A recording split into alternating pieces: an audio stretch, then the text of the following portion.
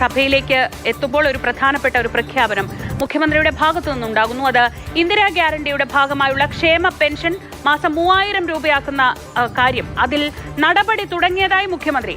കഴിഞ്ഞ സർക്കാർ പ്രഖ്യാപിച്ച സ്ത്രീ സുരക്ഷാ പെൻഷൻ തുടരുമോ എന്ന് തീരുമാനിച്ചിട്ടില്ലെന്നും മുഖ്യമന്ത്രി സഭയിൽ മറുപടി നൽകി.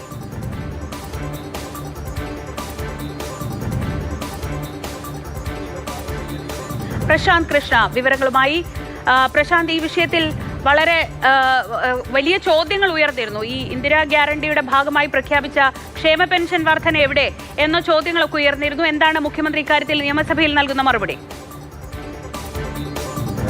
സ്ത്രീ സുരക്ഷാ പെൻഷൻ കഴിഞ്ഞ സർക്കാരിൻ്റെ അവസാന കാലത്ത്, അതായത് തെരഞ്ഞെടുപ്പിന് തൊട്ടു മുൻപാണ് പ്രഖ്യാപിച്ചത്.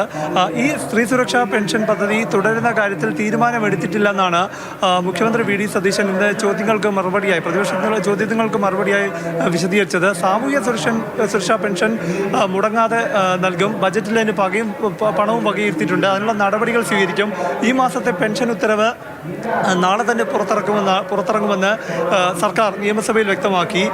മാത്രമല്ല, നിലവിലുള്ള ക്ഷേമ പെൻഷൻ പട്ടികയിൽ അനർഹർ ഉണ്ടോ എന്നുള്ള അടക്കമുള്ള കാര്യങ്ങൾ വിശദമായ പരിശോധന ഉണ്ടാകും. മകൻ വിദേശത്തുള്ളത് കൊണ്ട് അമ്മ പെൻഷൻ അയോഗ്യത ഉണ്ട് എന്ന് പറയുന്നത് ശരിയല്ല എന്ന് പ്രതിപക്ഷ നേതാവ് പിണറായി വിജയൻ ഈ അവസരത്തിൽ ഉന്നയിക്കുകയും ചെയ്തു. എന്നാൽ മുഖ്യമന്ത്രി വിശദമാക്കിയത് അർഹരായവർക്ക് പെൻഷൻ കിട്ടാത്ത ഒരു സാഹചര്യം ഉണ്ടാകില്ലെന്നും കർശനമായി തന്നെ അതിൽ നിലപാടെടുക്കുമെന്നും മുഖ്യമന്ത്രി വ്യക്തമാക്കി. ഏതായാലും 3000 രൂപയാക്കി ക്ഷേമ പെൻഷൻ വർദ്ധിപ്പിക്കുന്ന കാര്യത്തിലാണ് ഇന്ദിരാ ഗ്യാരണ്ടി UDF പ്രഖ്യാപിച്ചിരിക്കുന്നത്. അതിനുള്ള നടപടികൾ തുടങ്ങിയിട്ടുണ്ടെന്നാണ് മുഖ്യമന്ത്രി വിശദീകരിച്ചത്. ജനങ്ങൾക്ക് നൽകിയ വാഗ്ദാനം എത്രയും പെട്ടെന്ന് പാലിക്കുമെന്ന് മുഖ്യമന്ത്രി വിശദീകരിച്ചു. ബജറ്റിൽ അത് പ്രഖ്യാപിച്ചിട്ടില്ലെങ്കിലും അതിനുള്ള നടപടികൾ തുടങ്ങുമെന്ന സൂചന തന്നെ തുടങ്ങിയിട്ടുണ്ടെന്നാണ് മുഖ്യമന്ത്രി ഇന്നിപ്പോൾ ചോദ്യോത്തരവേളയിൽ ഇന്ന് മറുപടി നൽകിയത്. ഗുണഭോക്താക്കളുടെ കാര്യത്തിൽ വിശദമായൊരു പരിശോധന തന്നെ ഉണ്ടാകും.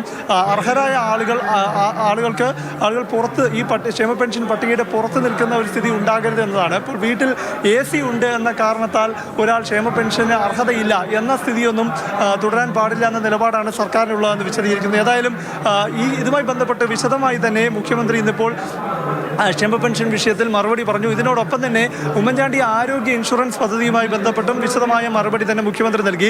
10 കോടി രൂപ ബജറ്റിൽ വകയിരുത്തിയിരിക്കുന്നത് ഈ പദ്ധതിയുമായി ബന്ധപ്പെട്ട പ്രാരംഭ ചർച്ചകൾക്കും നടപടികൾക്കുമാണ്.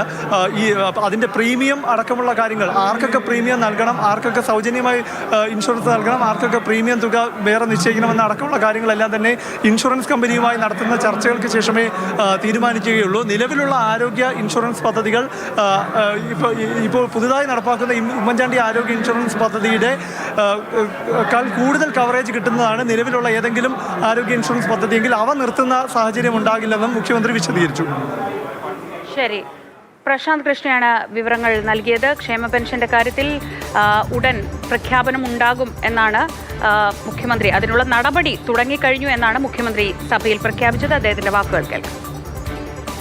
22/5/2026 തീയതിയിലെ ഉത്തരവ് പ്രകാരം വിഷൻ 2031 എന്ന പേരിൽ ഈ സർക്കാർ ഉൾപ്പെടുത്തിയിട്ടുള്ള ഇന്ദിരാ ഗ്യാരണ്ടി സ്വപ്ന പദ്ധതികൾ എന്നുൾപ്പെടെ 1291 ലക്ഷ്യങ്ങൾക്ക് സർക്കാർ അംഗീകാരം നൽകിയിട്ടുണ്ട്. ഇതിൽ സാമൂഹ്യ സുരക്ഷാ ക്ഷേമ പെൻഷൻ 3000 രൂപയായി ഉയർത്തുക എന്നത് ഇന്ദിരാ ഗ്യാരണ്ടിയുടെ ഭാഗമായി ക്രമ നമ്പർ 3 ലക്ഷ്യം 12ന്റെ ഭാഗമായും ഉൾപ്പെടുത്തിയിട്ടുണ്ട്. ഇത് സംബന്ധിച്ച് തീരുമാനമെടുക്കുന്നതിന് സംബന്ധിച്ച നടപടികൾ സർക്കാർ സ്വീകരിച്ചു വരുന്നു. സർ, ഈ സുരക്ഷാ പെൻഷൻ നമ്മൾ ഉദ്ദേശിച്ച സാമൂഹ്യക്ഷേമ പെൻഷന്റെ ഭാഗമായിട്ടുള്ളതല്ല. അത് പുതിയതായി കഴിഞ്ഞ സർക്കാർ ഫെബ്രുവരി മാസത്തിൽ കൊടുത്തു തുടങ്ങിയതാണ്, തെരഞ്ഞെടുപ്പിന് തൊട്ടു മുമ്പായിട്ട്. അത് സംബന്ധിച്ചൊരു തീരുമാനം ഈ സർക്കാർ എടുത്തിട്ട് അറിയിക്കും. 22/5/2026